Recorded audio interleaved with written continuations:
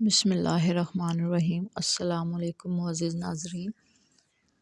تکیے کے بغیر سویا کرو، کمر کا درد کم ہو جائے گا۔ ہمیشہ کے لیے جوان رہنا چاہتے ہو تو پودینے کا پانی روزانہ پی لیا کرو۔ کسی کو بدن کی یا اعصابی کمزوری ہو تو کمزور لوگ تھوڑا سا لونگ کا سفوف دودھ کے ساتھ یا پانی کے ساتھ استعمال کر لیں۔ کچھ عرصے کے بعد نتائج آپ کے سامنے ہوں گے۔ گنے کا رس پینے سے ہچکی بند ہو جاتی ہے۔ آٹے کے اندر دیسی گھی اور ہلدی ملاؤ اور چہرے پر لگا دو، جھریاں نہیں آئیں گی۔ بیری کا پھل کھانے سے موٹاپا ختم ہوتا ہے۔ بار بار نہانے سے بھی بال کمزور ہو جاتے ہیں۔ کوئی چیز بھول جائے تو آنکھیں بند کر کے یاد کرو، چیزیں یاد آ جاتی ہیں۔ اچھے کپڑوں کا انتخاب کرنے سے پریشانی اور اداسی سے بچے رہ سکتے ہیں۔ اگر چہرے پر چھائیاں ہو تو ابلے ہوئے چقندر کھاؤ اور زیادہ سے زیادہ پانی پیو۔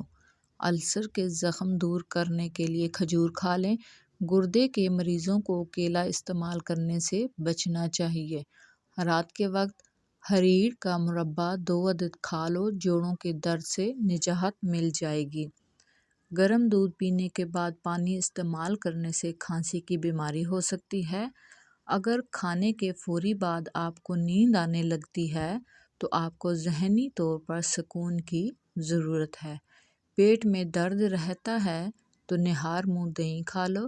کم عمر میں شادی کرو، جلدی بوڑھے نہیں ہوگے۔ جلیبی پٹھوں کے کھچاؤ کو دور کرتی ہے۔ ہاتھ پاؤں میں خوبصورتی پیدا کرنے کے لیے دودھ کی ملائی میں سرکہ ڈال کر لگا لیا کرو۔ انگوٹھے پر سرسوں کے تیل کی مالش کر لینے سے نظر تیز ہو جاتی ہے۔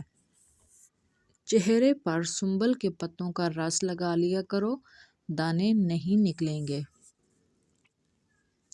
دوپہر کے وقت پیاز کھاؤ بطور سلاد، موسمی اثرات سے محفوظ رہو گے۔ نہار منہ شہد چاٹ لیا کرو، بڑی بیماری نہیں آئے گی۔ انگور کا رس پینے سے لکوریا ختم ہو جاتا ہے۔ ناخنوں پر ناریل کا تیل مسل دینے سے بینائی میں اضافہ ہوتا ہے۔ نماز کے اندر سجدہ لمبا کرنے سے بھولنے کی بیماری نہیں ہوتی۔ کھیرے کے چھلکوں کو پیشانی پر رکھنے سے نیند سکون سے آتی ہے اور سر کا درد نہیں ہوتا۔ یکدم کھانا زیادہ کھانے سے بچنا چاہیے، اس سے ہاضمے کا اندیشہ ہوتا ہے اور بدن سست ہو جاتا ہے۔